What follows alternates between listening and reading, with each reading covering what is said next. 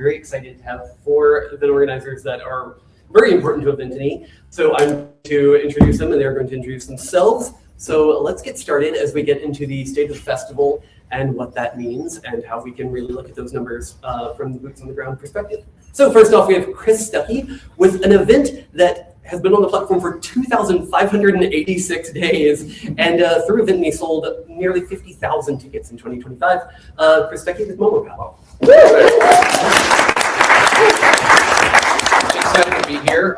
So just as a really fun thing for me to get to see everybody here in this room is, so when I first started talking with Ollie, it was just Ollie, Nasheen, and Chang.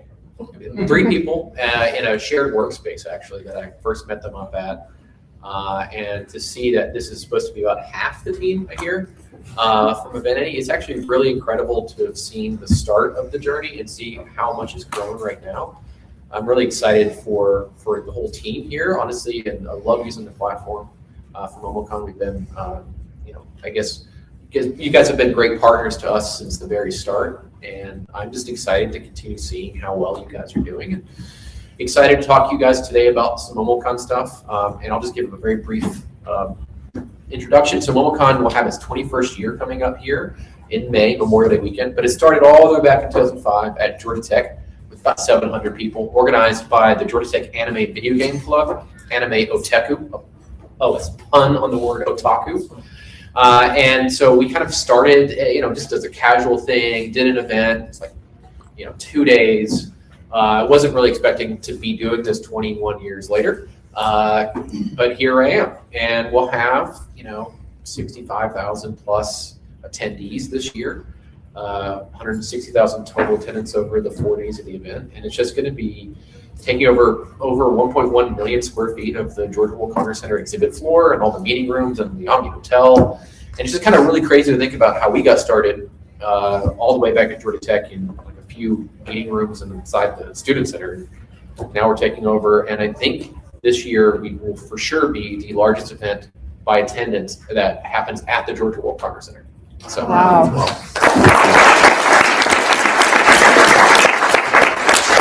All right, we'll move down the line. Next, we have Stephen Igarashi with an event that has been on the platform for 2,128 days, also ridiculous. Atlanta Pride. Hello, I'm Stephen Igarashi. I'm Director of Communications and Community Engagement for Atlanta Pride.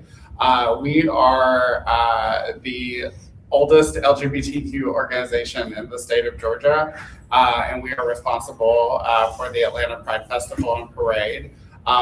We just celebrated our 55th anniversary, so we are one of the oldest prides in the country. We are one of the 4 original Pride festivals in the country. We are the largest free Pride event in the Free Pride Festival in the nation, and we take place in Piedmont Park the 3rd weekend in October 10th and 11th this year.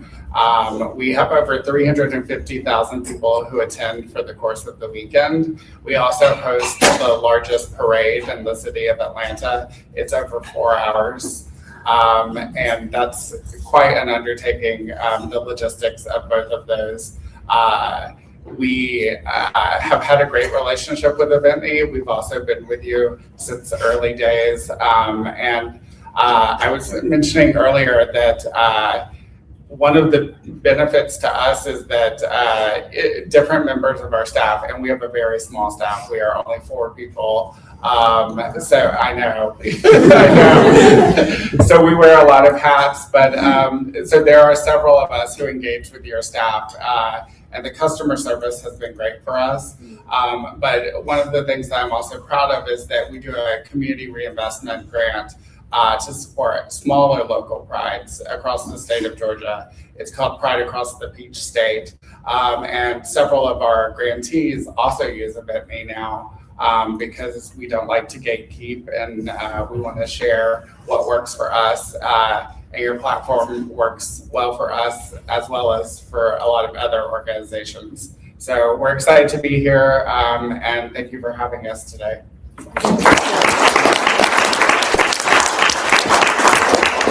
All right, going down the line, our next city actually, has been on the platform for 2,823 days, the highest so far. Amy Doherty of City of Suwanee. That made me like a Eventeny grandma. Blame it on the city. I just did a quick calculation. I've been with the City of Suwanee for 7,300 days. So I've been an event planner for 20 years with the City of Suwanee. I started when I was 14. Thank you. Thank you for the pity laugh. I worked for the City of Suwanee for 20 years. We are a municipality in Gwinnett County. It's the best city located 9.8 miles from this address. We have been doing events outdoors. There was a person that had this job part-time a year and a half before I started, and then it's just been me since then. Hopefully I've brought tons of customers to Eventeny. We talk to other municipalities all the time. People start asking me stuff about stripes and swipes and all these hard things. I'm like, I am here because I am creative. I don't do finances. And we hopefully have sold a lot of Eventeny. Ali walked in City Hall one day. He may have caught me at a good or bad day, but he's like, I'm designing a web-based platform and I'd like to ask you 3 questions. And I was like, sit down. This is what this needs to do for a city. And he listened and he did some of those things. And, I would show him something that somebody else had. And I'd be like, I need a map inside this. And then I'll have to pay for that. I need volunteers in this platform. That would be cool. Also on the applications, it needs to be not just a one-dimensional application. I need nonprofits, I need food, I need sponsors, I was very needy and he was very willing to make Champ program weird things. And it was a beautiful thing. And we just had an event lunch and learn. We bring in the 28 people who plan on hosting a private event, meaning privately organized into our park, for lunch, and we go over all the park rules at one time. Because I used to be like, did I tell you how big your banners have to be? Do you know how many people you need here on race day? We bring 28 people into a room at one time, and literally before they leave, I say, if you were doing vendor applications or anything like that, please look at Eventeny. And so I know I've put on some people that don't pay, and then I've put on some people who've become paying members, but we don't make them use Eventeny. We just always say, when they look at us and say, what about vendors? We're like, you do it on Eventeny. Like there's not another option. So we feel like we do a good job to try to help you guys because y'all have done so much of putting everything on platform that makes our city job easier.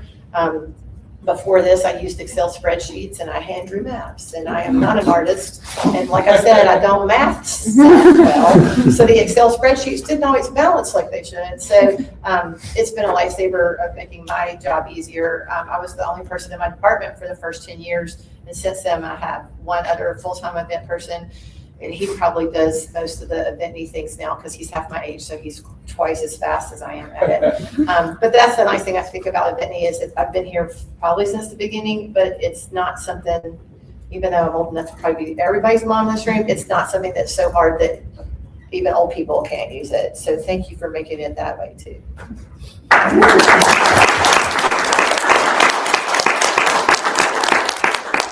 All right, and last but not least, with 1,042 days on platform, Emily Salerno is here for the city of Milton. Hi. Me. I work for the city of Milton. We're just the cutest little horsey town you've ever seen. We are the top hat of Fulton County. So if you ever look at the shape of Fulton County, we are the top hat of Fulton County. We started out 20 years ago as this tiny little rural equestrian destination, and slowly but surely we built up the city, we built up more. And I know that someone who was in my role beforehand, Anita Jubin, worked a lot with you guys. I feel like around the same time that Amy was, about trying to kind of build the platform and what this looks like. When I first started with the city about 3 years ago, we were only using Eventeny for our largest event, which is Crabapple Fest.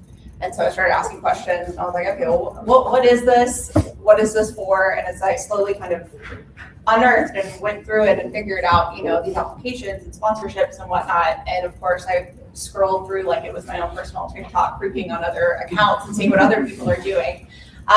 Realized it was ridiculous that we're paying for a platform we don't actually use. So since then, any event that we have that has a vendor or a sponsor attached to it, we have been using Eventeny since. It's been a huge asset for us, and we do a lot of co-sponsored events. It's like Amy, I am a one-man show. I am my own department. So we do a lot of kind of city-sponsored events where somebody else, sounds so lazy, somebody else does the primary work and I just kind of guide them along the way. And us being able to add them as an admin and walk them through about this is how you use it. By the end of the time, they're like very thankful. They're like, maybe we need this too. And I was like, yes, you should. You should absolutely do so.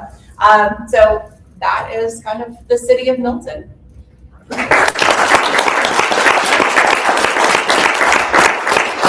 Excellent. Well, I'm glad we could get so much diversity up here of types of events so we could see things different ways. Well, we put together this last year called the State of the Festival overview for 2025. Now, that took a lot of information that we have on our end.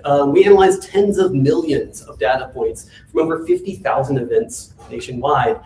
We got insights that we pulled from our first-party data on Eventeny, quantitative survey respondents, and our own proprietary event search program. All of that is great, but all of that is just data. What we don't have is the experience of living it in 2025. The four of you did, so we're really excited to have you here, talk about what we saw, what you've experienced, and what we're gonna see going into 2026. So excited to hear from each of you. So we're gonna start off talking about vendors because that's one of the earliest parts of our platform, important to a lot of people who use it. So our findings show that Healthy Events approved about 2/3 of all vendor applications submitted. Chris, I want to start with you. Fandom Events proved to be an outlier here with a highly competitive rate of 47% acceptance. What is your team looking for to give the stamp of approval to vendors that maybe makes it a little bit more challenging for them? So I actually have to question your number there. 47% is probably too high because the Artist Alley, for example, is part of our vendor system. So we have exhibitors, vendors, we also have artists that are all part of the vendor management. And we have an acceptance rate on artists that are about 13%. It's a lot of applications for, and it's really actually a very big challenge for our team to review that many applications because there's just so many. The vendors, straight up vendors, the ones that are resellers, the ones that will buy 10 by 10 because they have a common book shop or they just sell things that they don't, they just buy to resell. Those type would probably be about 47%. And that would probably be, because and why we choose that one. So for the artists, we end up choosing them based off of a criteria of usually about quality at this point, but it's not only that, sometimes are they a new artist? Do we want to give that artist a chance to sell? Are they more local? We want to make sure we have local representation. So it's not purely that, but there's a jury process. For the vendors, it's more or less going to be based off of two people's decision, myself and Kevin, who runs our vendors. So the two of us more or less look at it, and it's a combination of have they worked with us a long time? You want to continue working with us. Unlike some shows, we don't allow people to sign up at the show for the next year, so they have to reapply, usually in October. So we don't grant anybody grandfathered access in, but we do, when we review them, we do know and trust certain partners. We know they'll be a good partner for us, a good vendor. They'll follow the rules. And so we'll let those people in and then we'll accept new people every year. And we were basing it based off of categories. So some people sell all the same thing. It's not good for the vendors. If everybody's selling the same thing, it's not good for the attendees. So we actually, will, sometimes get a lot of t-shirt vendors. We don't let all of them in. So that's why we have less. And there's trends. 1 year, for whatever little reason, there was in the Artist Alley especially, it was tiny hats. So there was 10 people making tiny hats. And we're like, well, we don't need 10 people selling tiny hats. That's not good for any of them. So we had to select a few. And so that's part of the process. Just review, look at it, and kind of make sure that it's a diversified hall as far as availability. But it's grown every year. So we always add new people, new groups, new events, or new companies, rather. Nice. So a lot of competition there. Now, on the flip side with festivals, Amy, Emily, I think you guys deal more with this. You're approving vendors at a much higher rate, it looks like, on around 70%. How are you balancing new versus returning vendors to keep your lineup fresh while you're ensuring quality with returning vendors? Amy, let's start with you. Well, again, I've been doing this 20 years, and I hate breaking up with people, which is good for Eventeny. Just kidding. But it is hard sometimes when you look at a vendor and you're like, this vendor's been bringing, and jewelry is a good example, because it's like, this vendor's been bringing lava rock bracelets that you can put essential oil in for 14 years, and they're still bringing the same bracelets. And Suwanee's like 22,000 people. I'm pretty sure everybody who wanted a lava rock bracelet should have one by now. And so sometimes it's like, but I also can't, I don't want people to go, ooh, Suwanee Fest, they have the same vendors every year. And so there is a balance to having the returning vendors and people that, and you also have to remember, I don't know how this happens, but not everybody likes the same things I do. And so balancing fresh stuff with things I know people like, but also I don't want to be the same festival. And also I don't need people walking around going, lava rock bracelets again. So yes, I want the big pumpkin lady who sells $85 wooden pumpkins to come back, but we broke up with, juried out is the word that's nice to use, juried out about 28 vendors this year who have been people who had been there 7 years or more. And so I feel like that's mean, but we also broke up with them in March so they could find a different show to do. So we jury early so that if you're not in, you can still go apply somewhere else. But the number of emails of, Amy, what did I do? Swanee's always been so good for us. And I'm like, I'm so sorry, it's a jury decision and the score just wasn't there. Like, it's a lot, but we don't want to be this, I don't want to be too predictable, but I also want to change, but I also want to have the jewelry lady people do like to buy from. So trendy stuff, it's funny, we're talking about tiny hats. I was like, yeah, last year for us, we had 28 different people who sold some version of the thing that said home that you could switch the O out in. It's like, I don't need 28 signs to say home. So like it's such a balancing act. And then we do try to, within our jury, try to make sure we have a young male, an older male, a young female, like we went so far last year, we were like, we got somebody single, we got somebody married, because like everybody's needs are different and everybody's tastes are going to be different. But you also don't need 7 vendors that all sell crochet flowers. So finding the price points that are good, we got a girl who does a bunch of wire stuff and makes guitar pick earrings. I'm not going to buy those, but somebody's going to, because not everybody needs to buy this from one vendor. But just making it diversified, making sure you have something for all price points and taste and budgets. And it's also Suwanee Fest. It's our fall festival. It was 92 degrees last year. So we actually look at some things and be like, candles melt in 92-degree weather. I don't need 7 candle vendors. So it's hard sometimes to explain to somebody, your stuff is beautiful and lovely, but 17 people applied to sell candles and I only want 3 of them. So. Gotcha. And Emily, with City of Milton, what are you doing? What's your new versus returning vendor balance? So our acceptance rate, for our Crab Apple Fest, we got 250 applications, but our footprint is incredibly small. So we actually accepted only 46% of applicants, which proves to be difficult. The festival continues to change every year. If you're not familiar with Crab Apple Fest, it's essentially a large outdoor market. It's our big fall festival that we do every year. Different artisans, different markets, different people. But yes, you always have kind of those OG people. We have one lady who legitimately has been at the festival for 20 years. And when I took over 2 years ago, I denied her because she wasn't the best in her category. So we'll divide it out. We take a look at all of the pottery, all of the ceramics, all of the jewelry vendors at the same time. And her product was no longer the best product. So she emailed the mayor, and of course, obviously got into the festival. Of course. But I at least was honest with her and told her that, yes, 20 years ago, your product was new and it was creative and it was great, but you have a lot of competition now. I encouraged her to walk around the festival and spy and creep and see what everybody else is doing so that when you come back, you can be competitive. A lot of times it comes down to the quality of your application, because if you but your application for PC reasons, you're going to have but my festival. You're not going to give it all. You're not going to come 100%. You're not going to be the best pick vendor. So that helps too, to kind of filter people out. We always use, of course, the PC government phrase of, we always look at everybody's applications. Everybody was graded fairly upon a jury of blah, blah, blah. Unfortunately, we like to rotate in vendors, give other people the chance.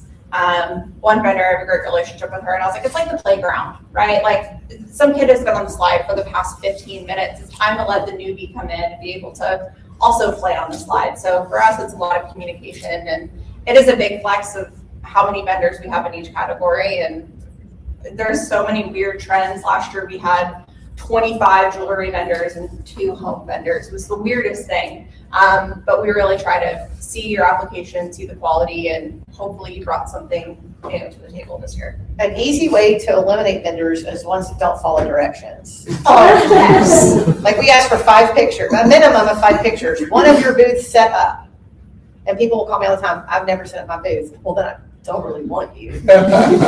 Set it up in your driveway. You need to practice before you get to the festival. But it's like, send us one of your booths, a minimum of 3 of your product, and one of your workspace, or you working on the product. So you don't have to, I mean, you can stage that, but what I'm trying to see is like, if you say you make hair bows, there's probably a wall of tons of ribbon. You know what I'm saying? Like, you're not going to fake that you make hair bows. If you make pottery, you could just sit in front of a wheel and I'll think that you make pottery. But like, you know, we're not like trying to AI stuff to death either. But like, if you can't send me those 5 pictures and you can't complete the app, we have a couple of questions on our application that are not even yes or no. It's just yes. And like, some people won't check it. I'm like, you can't check the one answer that we put. And it's like, did you read our rules and guidelines? Yes. And that's the only answer. But if you don't check it, then we will automatically move you to the no pile. So following the simple directions, I don't know if y'all have an issue with that as much as on the city side, but like, you know, like they'll call and be like, oh, I've never done a festival. I want to do yours, but I don't have a booth picture. I'll be like, set it up in your driveway. Take in your backyard, on the deck, anywhere. I don't care, but you need to practice setting it up before the festival. The flip side of that is I have some vendors that will send me pictures.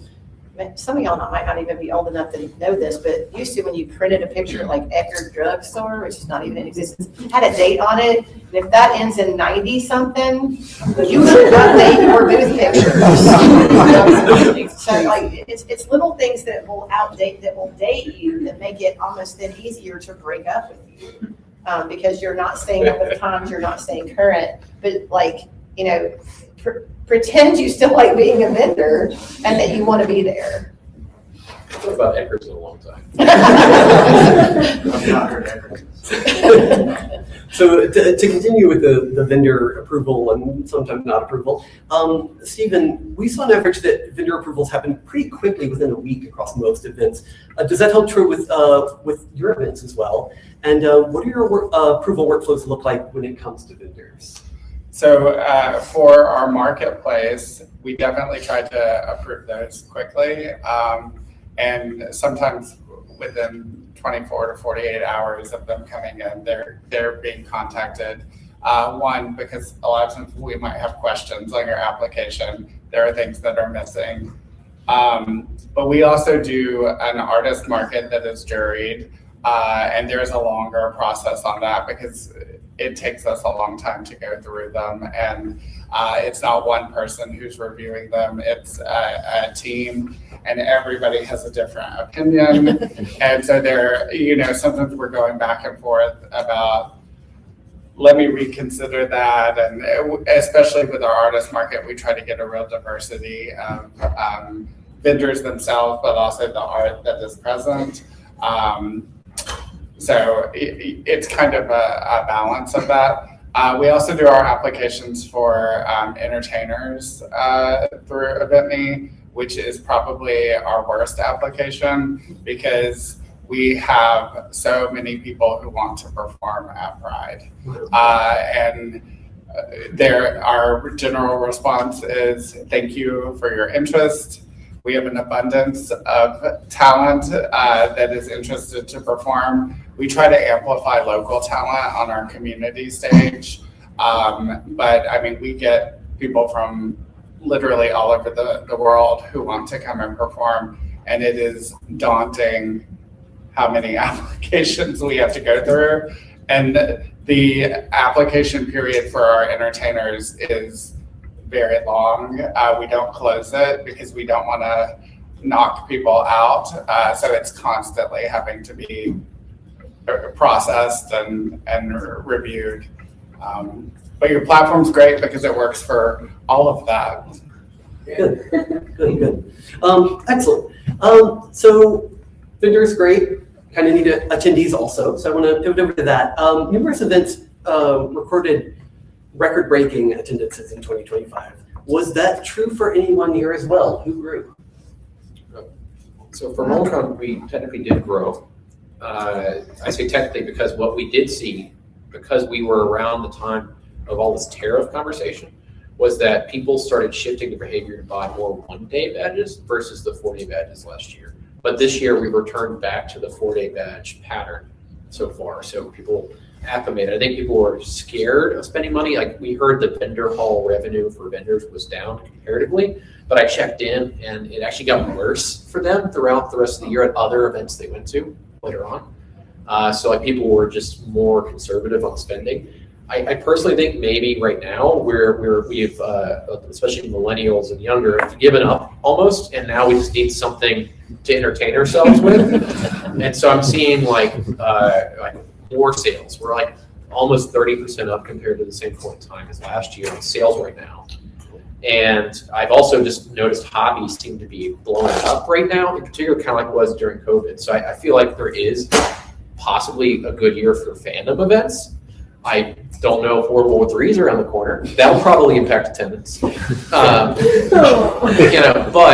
that's the idea is like people look at events as a way to express themselves, have fun, enjoy themselves. And I think we're at another moment where people are seeking that. So I think that we're going into 2026 strong with that same need from an attendee perspective.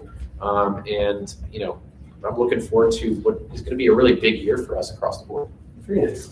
And down in festivals, I saw some hands also. A little bit more growth in 2025 for attendees.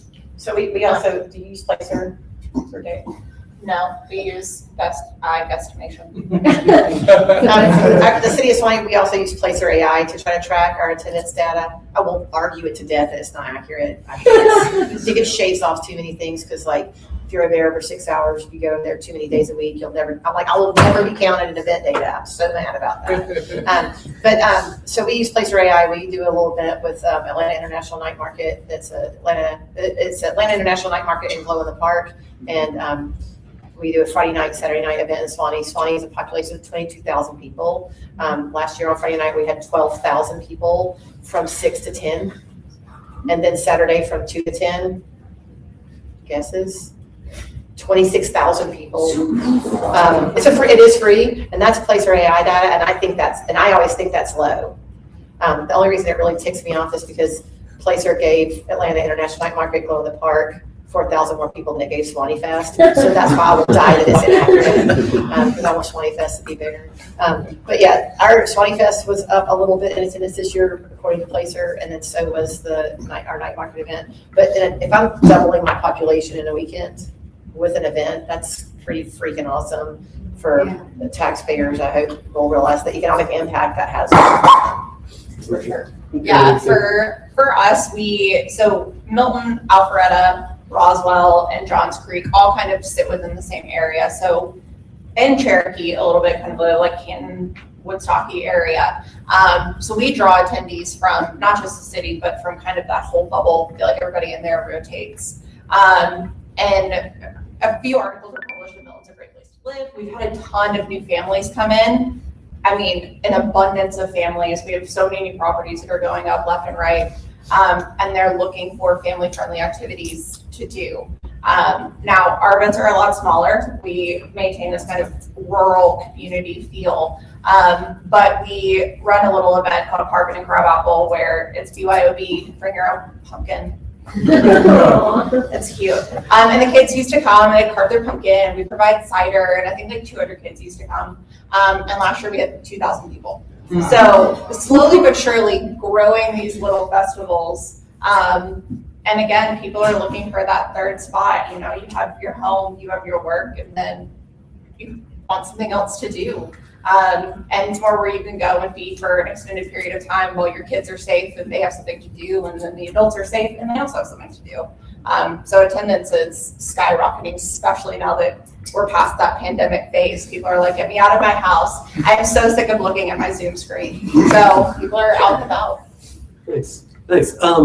And when it comes to attendees, I know it's a little harder for you three to know because you're not ticketed. MomoCon is ticketed. One of the findings we had was we saw that more than 80% of ticket sales are happening online. Chris, are you enabling your events for pre-sales? Has Eventeny helped improve your registration experience? And if so, can you give us an example?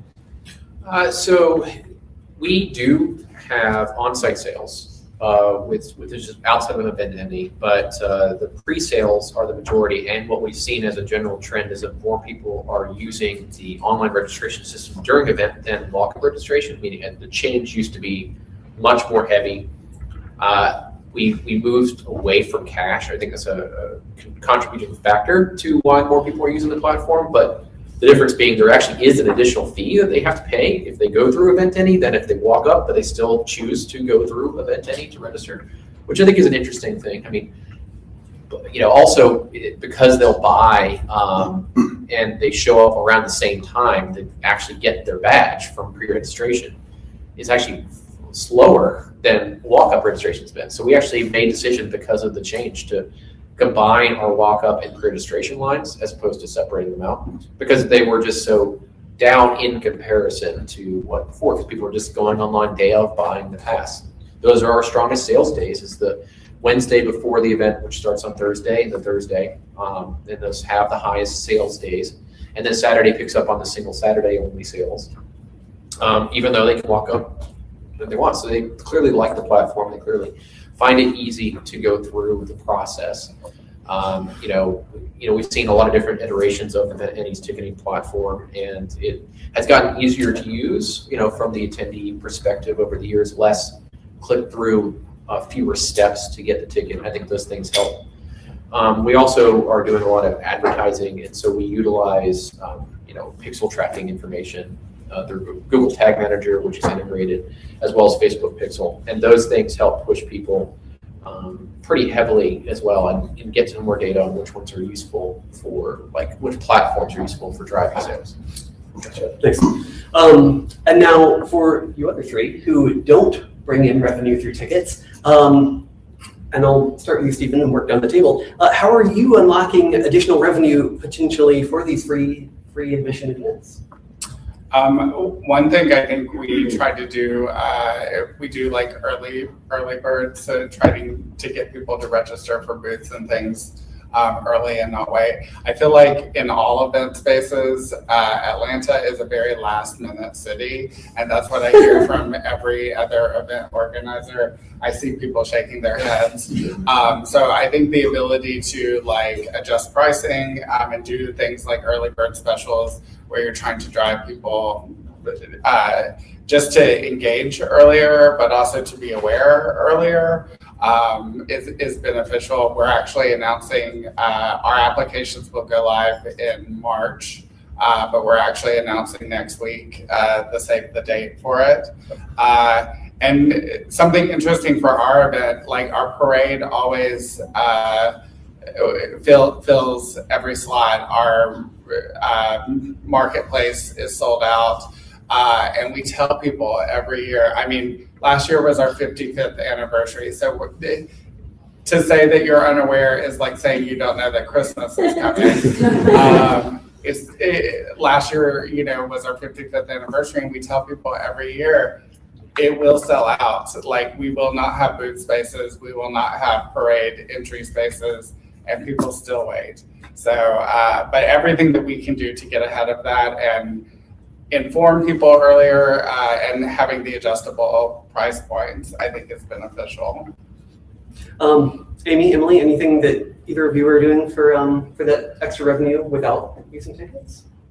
We charge an application fee, and again, like Suwanee Fest and some of those larger events. For our Suwanee Fest, we're looking for 110 art and craft booths, and I'll get 180, 90 applications. So there's 70 people that just want me to look at them and tell them no. But that sounds kind of strange, but last year I was thanks to the little screens on Eventeny now that show me how much revenue and stuff I'm bringing in. And I'm like, well, dang, that was $4,000. Just, I mean, like, you know, so that those little revenue streams start meaning something, especially for an event like Suwanee Fest. It's not in the city budget, and I have to raise the money to pay for Suwanee Fest outside of the city's budget. So those little, whoever did that, who did that? Who made that? It's a whole keynote. Okay.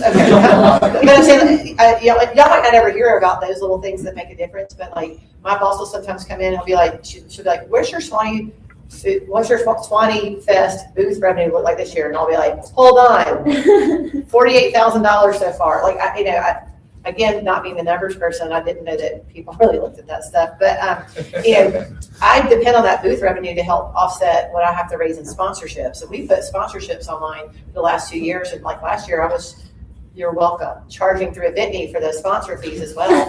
So like all of a sudden, I'm running about $160,000 of revenue through Eventeny from that one application, for that one event that I created. So like those things are huge when they start where I can see it better. But our city's also gotten either stupidly creative or extremely creative. We have an application on Eventeny for our private event forms. We have an application on Eventeny for our garden plots, for our community garden. So y'all might sometimes look at stuff and be like, what the hell is a Harvest Farm plot? But that means we figured out a way to put an application on there so that it helps people be able to pay online and charge. And like, do I secretly stay up at night thinking how many ways can I help Eventeny make money? I don't, but what we have learned is that if you can create an application for it, it's so much nicer and cleaner, especially as a city, that we don't be like, well, you go here to pay for this and here to go for that. But like, if you're dealing with us as a vendor of any kind and you're like, oh, is that also, I mean, my farmer's market application's on Eventeny. My ability to apply to have a private event at my parks is on Eventeny, the garden plot, like, so having all those applications on it, we don't charge everybody fees for everything, but but it's just seeing it all in one place. It's for a municipality and even nonprofit organizations. It makes, y'all are part of the memory making business that we're all in, and the little things we do and say and that y'all do and create makes a big difference to us as users, but also to those end users. Sorry, I'll fish you out.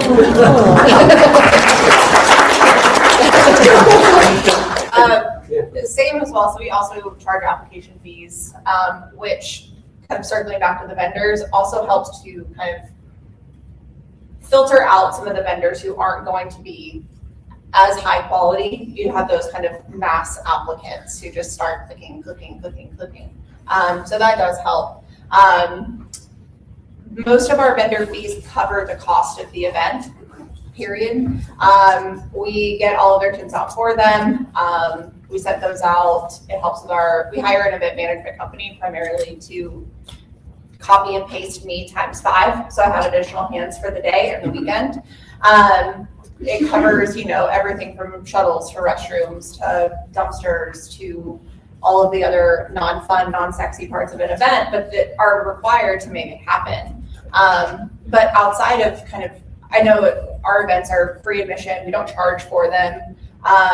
I have been given strict orders that the point of our events is to not make money for the city. The point of our event is to host something for the community.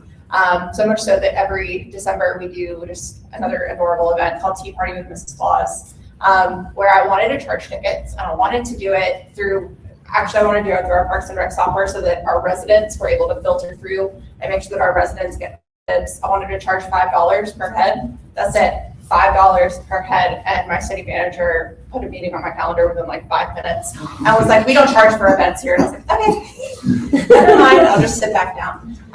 So for us, our success, additional revenue is mainly seeing that like mini economic explosion for the day. Reaching out to restaurants and businesses around to say, hey, did you see an uptick that day? And for us, that is in a weird secular way, helping also to raise money for the city as well. If they're doing well, we're doing well. The city event philosophy, just real quickly, like just exactly what she said. The city of Suwanee did not ever decide to be an event business, but also to be a city in the state of Georgia, you have to offer services. Our city's currently doing an economic impact study, and that's where we kind of like make sure everybody likes living in Suwanee. But we have our own police department, which is city service we offer. So out of the roundtable discussions they just had, like 300 citizens are coming in and meeting in small groups. A couple, the person in charge of the whole study, she came in, she was like, Amy, I need to tell you something. And I was like, I'll clean off my desk. I didn't know what was happening. She said the round 2 of our strategic plan just came back, and after public safety, events is the most important thing people look to their city for. So sitting in your chair, wherever you live right now, are you depending on your city to entertain you? Like all of a sudden I was like, heck yeah, that's what I'm in charge of. Like, because I mean, I was hired as a part-time employee 20 years ago. If you'd have told me that our citizens were going to put number 2 on their list behind public safety, they like Amy to entertain them. But like if you look on that, and the same thing, like a city's looking for that. There's a group of people that want to come together to celebrate. There's a group of people who like what they're doing, and to be able to have that ability and access to it. Milton is where Suwanee probably was in the last 10 and 15 years. We used to have a Halloween event, and my big job at that Halloween event, the first year I was in Suwanee, I went and I got a restaurant to donate 200 hot dogs, and we had a hot dog cookout and on a grill at a pavilion in a park. Wow. Okay, so it was called Trek or Treat, because you trekked around the Greenway and then you got a hot dog. 200 hot dogs. 5 years later, I'm at Sam's and I'm calculating the bun to hot dog ratio for 1,000 hot dogs. If you ever wonder what event planners are doing in Sam's when we're on our phones and looking at that, we're trying to determine how many servings are actually in a bottle of ketchup. And then how many bottles of ketchup do we need for 1,000 hot dogs? So that in 5 years, that event grew from 200 hot dogs to 1,000 hot dogs. At the park we were in, we reached capacity for parking. The police looked at me one time and said, do not do this event ever again, because it was so bad. I knew it was bad when the police were telling me to stop doing it, and I also knew that I was going to have to stop doing it when a lady stopped me in my tracks from trying to set up the event. She goes, excuse me, what kind of hot dogs are these? And I looked at her and I went, free ones. And then I walked away. And then Milton's going to get to this point. Milton will get to this point with the business class thing. We had to stop doing the event. We had to change the Halloween event because people be ugly, and then you can't charge them for a free hot dog because your city doesn't like that. And then we literally had to stop the event with the hot dogs. We changed to a different park. We changed the event completely. And then people complained about that. We outgrew that park. It was too many people, too much. So we're on our third. In 20 years, we've changed our Halloween event to a third rendition, where now they trick or treat. We don't have trick or treat. Now it's called Dinner in a Movie, because we love crazy titles.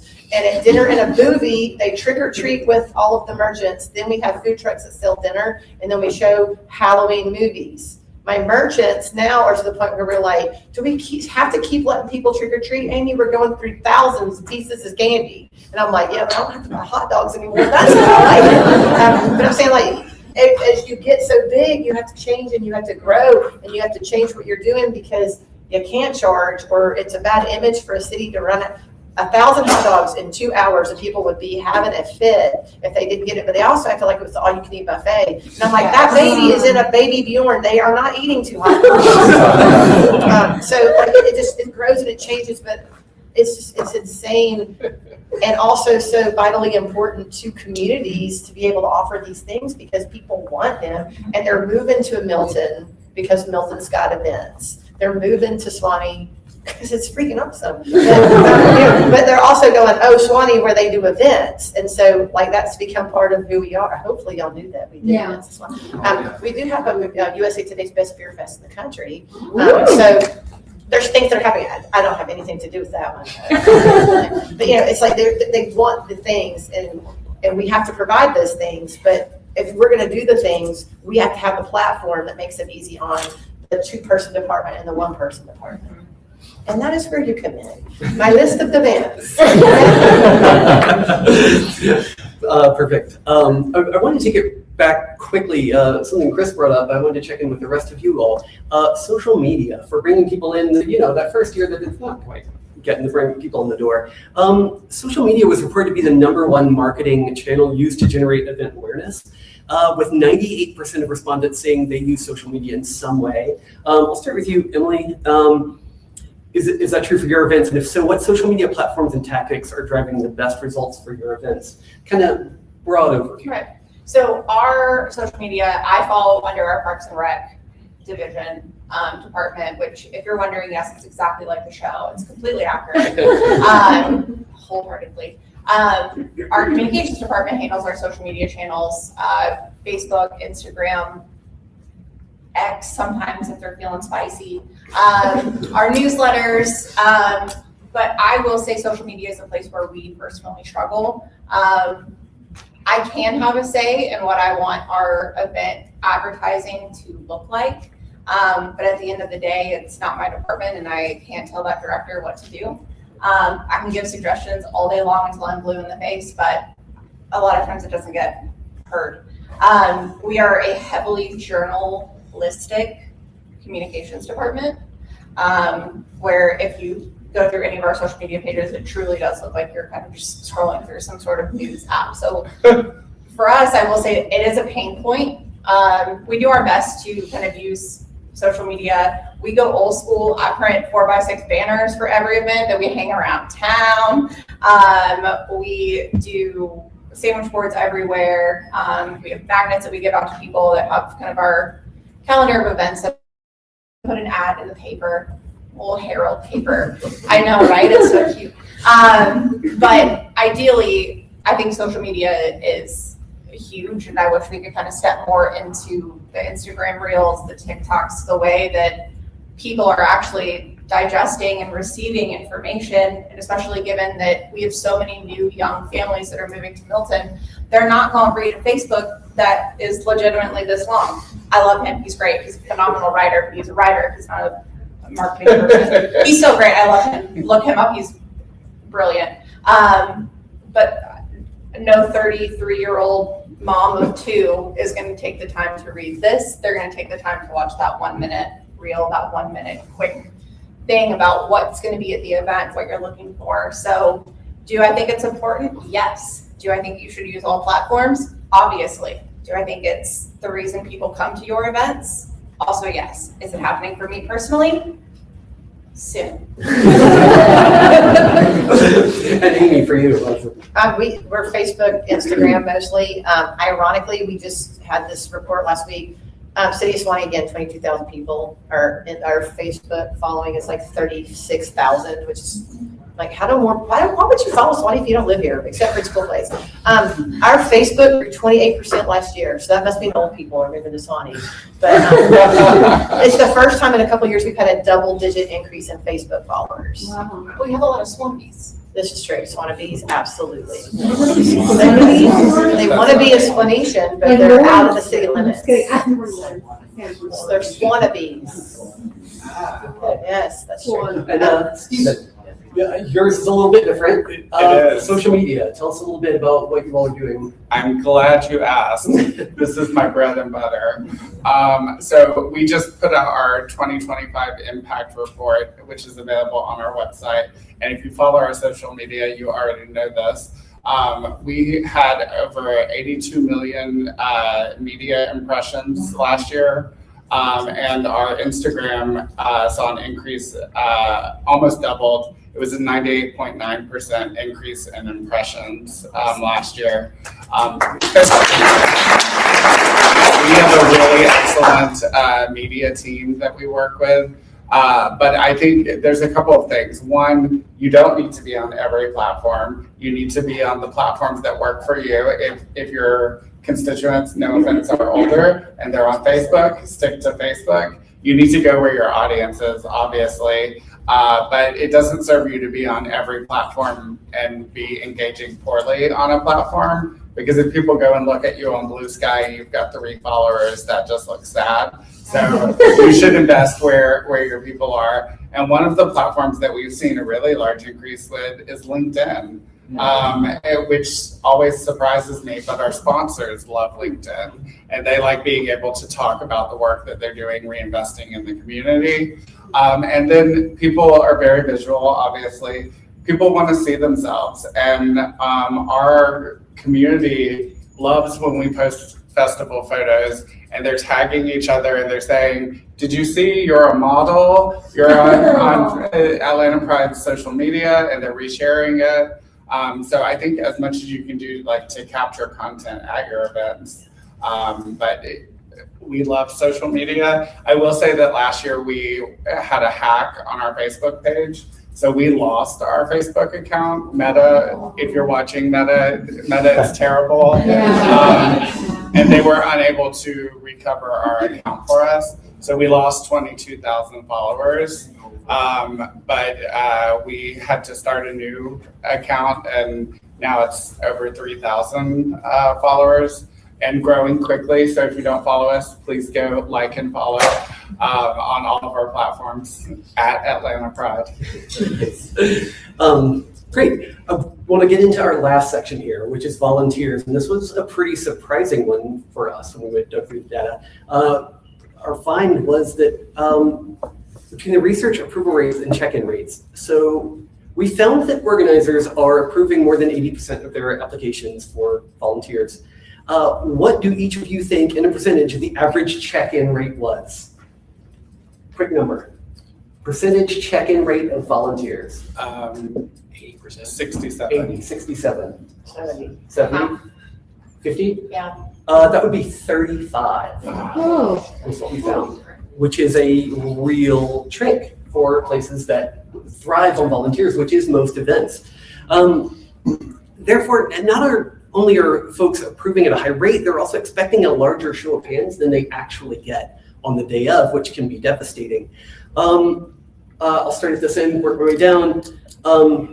Emily, what are you guys seeing? Would you say low check-in is accurate? It sounds like these numbers were higher than what we expected, but what are you seeing? We do have a fairly high check-in rate, I personally think. I'll be very honest with you guys. Our volunteers found the volunteer sign up on Eventeny to be tedious and didn't really work for them. And because of that, we actually lost a few volunteers that we normally would have, just because we mainly pull our volunteers from local organizations. So there's a group called National Charity League, which is a mother-daughter volunteer organization, Young Men's Service League, which is a mother-son. Why it's not father-son, I will never understand, but it's mother-son. A lot of scout groups, local high schools, NHS, Beta Club, kind of their more service-based organizations.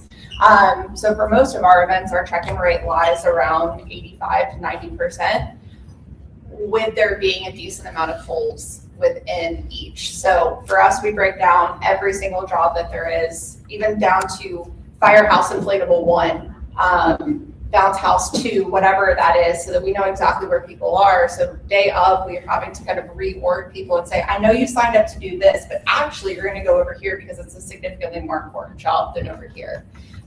But we do see a few less volunteer signups than I think we used to. I don't know if that's kids are getting busier, families are getting busier. There could be 17,000 reasons for it. But I would say the biggest reason why we have a lot of returning volunteers who do come to every single one, which is cool to watch a 16-year-old grow up before your eyes, and literally see them at random points throughout the year and you're like, you got tall. We do our best to treat our volunteers well. Shirts, lanyards, food, pizza, Chick-fil-A. Here's a ticket to go to a food truck, whatever you want. It's on us. We have a tab running essentially. So we do our best to keep our volunteers happy and wanting to return. An NHS kid is going to have to get service hours. So would they rather work a craft table at an event, or would they rather go pick up trash off the side of the road? They're probably going to come and volunteer for us. Amy, Suwanee, what are you seeing? We have a lot of group volunteers that come from the high school, and sometimes they're running their own log or their own sign-in, sign-out sheet, and so that then is harder for us to track because they're like, oh, I already signed in and out. We're like, okay, and then they're like, oh, the NHHS Honor Society login sheet, then we don't see that. So sometimes I think it depends on how they're getting to you and on what system they're going to use. Okay. Stephen, get to the end of the table that gave the higher numbers here. Get a little bit more success. What are you seeing in practice? So I think one, we need a ton of volunteers, which is always a challenge. And I think our biggest issue is trying to find a sweet spot of recruiting enough volunteers to account for people not showing up, but not having people just standing around doing nothing, because that's a poor volunteer experience. So that's always a challenge, just determining our need and then kind of calculating that risk. I will also just say that some of our volunteers have been with us for a very long time. We're a 55-year-old organization. Some of our oldest volunteers have volunteered for about 30 years. So we're currently working to like institutionalize that knowledge, because that's something as a grassroots organization we haven't always done a good job of. So there's a lot of people who hold that keepers of the flame, so part of our process right now is improving kind of our data keeping, so that we know like what those jobs entail and all of the things that people take for granted because they've done it for 30 years, so that we can find new people who want to do that for the next 30 years. And I think that your applications make it very easy as well, because our different areas have different needs, and we're able to really kind of specify that in the application, because we want people to know from the get-go what they're getting into and what the commitment is. Right, and Chris, you're the standard bearer for fandom today. Yet again, an outlier who had the highest number, which isn't weird because fandom actually came in 6 points higher with an average check-in rate of 41% over other events. How do you do that? Are you leveraging incentives? How are you achieving a more consistent rate of engagement? So, I just want to verify on one thing with your data point. Is this just people checking in on the app, essentially meaning that they did check in, or is there another way that you're measuring whether they achieve the status? Because for us, we have about maybe a 10% no-show rate, so that's 90% check-in if you want to think of it that way. Nice.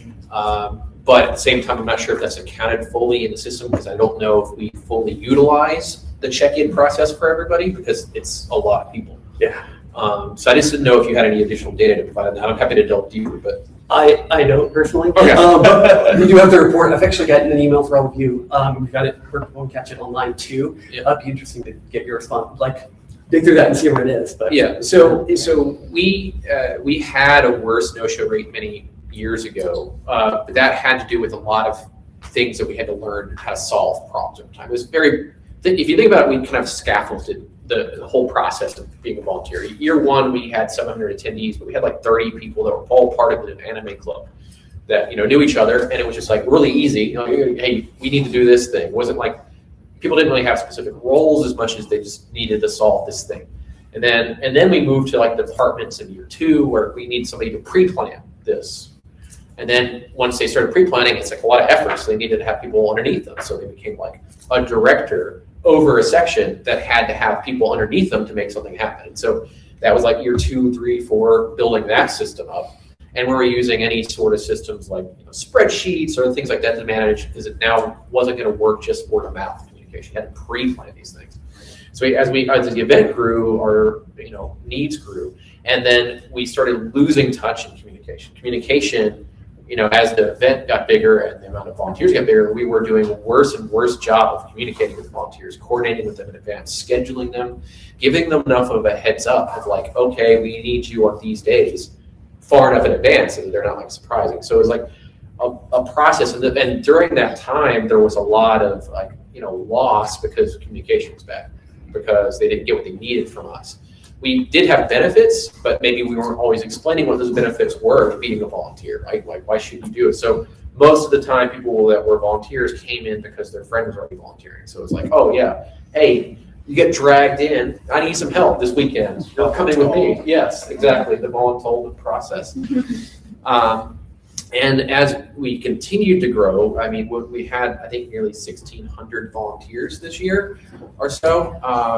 And we have whole layers of structure at this point. So like myself and my co-owner, Jess, we communicate with the senior directors, which communicate with the directors, which communicate with the assistant directors and the volunteers beneath them. So it's like structure to this organization and kind of this chart. And that structure actually gave the ability to have higher retention and return rate, because now these groups kind of were able to maintain good communication because the group was small enough. So if you have a director and assistant director who's communicating with me, they're in touch with all the volunteers and they can actually do things throughout the year together. We actually provide a small budget, so if they want to go to like Dave & Buster's or go out to eat as a pre-planning meeting, they can do that. And those kind of touch bases throughout the year make our retention very high and the no-show rate very low. There are benefits again, we got a badge, a lanyard, a shirt, food. We have food certificates they can use at the food vendors.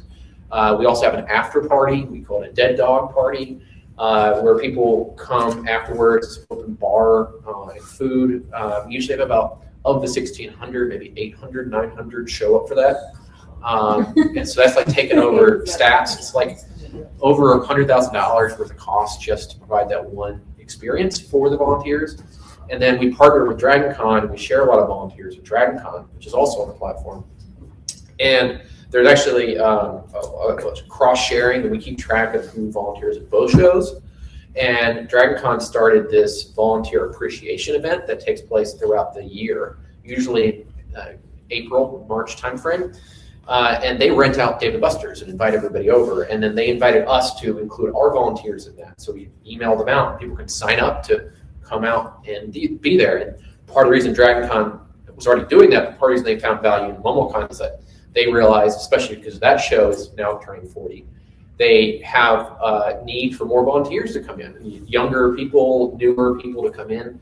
And so they saw MomoCon as a way to reach that audience. And so we benefited each other, especially MomoCon benefited by the existence of DragonCon because they already created some structure, some institutionalization. If we needed a person in the tech ops department, which was responsible for sound or light or whatever, volunteering, helping do that, DragonCon had been training those people, for a while. And they were like, yeah, I can pick up another show. It's easy.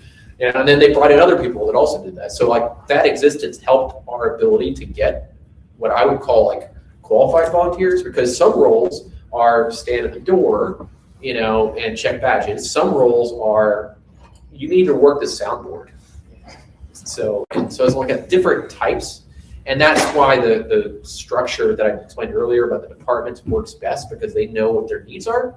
And we have a volunteer meeting. We have about 5 volunteer meetings a year, and each director gets to go up and speak to an audience about what their department does, what they need people to do, and what they get out of doing that experience. And a lot of times that kind of thing is they become friends. Like there is a group that you're entering into a community, and by being part of the community, you're making friends. And so one of the benefits that I think is honestly the strongest benefit for being a volunteer within fandom, and this is not just true for MomoCon, is that you get kind of introduced into a friend circle. It's really hard after college for people to make friends. And so now you're communicating with people that all share the same interest as you. And then you have something to work towards a project. And that communication is necessary for that to happen, which we proved that, and then everything else followed, right? So once they could talk and hang out, have fun, and became friends, we started having a lot higher, rate of people showing up. People even try to show up like, I live across country now, I'm flying in, to go volunteer my time at an event. And it's just like crazy. It's like, wow, you're spending money to come and not get money to hang out with friends. and it's kind of crazy that it's happened, but it's 21 years in the making. And a real tribute to what you're doing there. Also, I believe that 41% number was all fandom, not just you. So you're just crushing everybody else, which is excellent. Can I keep you guys for 5 more minutes for a lightning round session? I'm fine. Excellent. Okay. Normally I keep this to one word. I think most of you do this. I'll give you 1 sentence. No semicolons. All right. Chris. We'll start off with you and we'll get on the table. What is something you did in 2025 that you will definitely be keeping in your process for 2026? So I would say, honestly, it's the communication style people talk. We have a team now for it. Perfect. Steven. I'm going to kind of build on that. In 2025, we brought on Caleb, who is our volunteer and community engagement coordinator, and has really helped us. We are moving more towards year-round engagement for our volunteers, similar to what MomoCon does. And so I think we want to continue to build on that in 2026. Okay. Amy? We're gonna keep sponsor forms and applications on Eventeny. Perfect. Yeah. We like that. And Emily? I know. Stricter vendor guidelines. All right. Okay, question number 2. We've got 4 of these. Stephen, you're in the hot seat first this time. What's something from 2025 you will definitely not be doing in 2026 when it comes to your event? Oh gosh.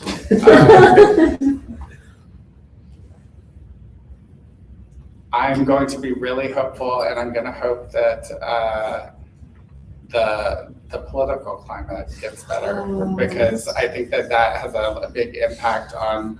I would venture that has a big impact on all of our events, but it definitely has a huge bearing on Atlanta Pride. Amy, not doing in 2026. We broke up with some people who did small events because it wasn't the best use of our part-time and employees. While it wasn't easy, it did make for less events on the calendar. Okay. Emily? Micromanaging. Nice. And Chris? I don't think we're going to do as big of a rave this year. I want to go like that. All right, perfect. All right, next one. Amy, we're starting with you this time. There's always an evolution in the event management space. What do you predict will be the shift that we see in 2026? The shift in 2026. I do think you're going to end up with more ticketed events because it's hard to do all this stuff for free all the time. Okay. Emily, crystal ball, what's 2026? I think we're really going to see a lot more unique, out there, random ideas. Because it seems like the more random the event and the more weirdly specific and niche, the more people that show up. All right. Chris? Sorry, what was the question? Oh, there's always an evolution in event management space. What do you predict will be the shift that we see in 2026 in your crystal ball? I think we're going to probably go back to having more systems for people because of all this AI stuff. I think we're going to see more integration with that because it's promising to save time. I don't think it's a good thing, but I think that's what's going to happen. We'll see. Okay. And Stephen? Similarly, I think that especially in my community, we get a lot of pushback against AI. Yes. And so I think that people are looking more for in-person and personal approach. So anything that can be personalized, whether that's an event or the actual processes, I think we'll see more of that. Okay. All right. And last one, Emily, we'll start with you. What is one thing that you can accomplish in 2026 that will make you say this year was a success for my event? Expanding in a way that makes sense and in a way to expand the event footprint itself without having too many additional resources needed. That was like 18 words, but go with it. A few comments. Chris, what will make you say this was a success in 2026? So costs have been increasing year over year over year for the same things. And so what's going to be a success if we can figure out how to better control and manage revenue with our costs. And that's going to be what we determine as success. All right. Stephen? We are shifting to a new production company this year for our event. It was kind of forced because our prior production company is retiring. So I think having a successful integration into that will be success for us. Okay. And Amy? I'm a big piggyback on that cost answer. Costs are crazy. How about keeping within costs and not crying? I think not crying is a great place to wrap this up. I'd like to thank all of you for coming out, talking with us, sharing what you know. Give a big round of applause.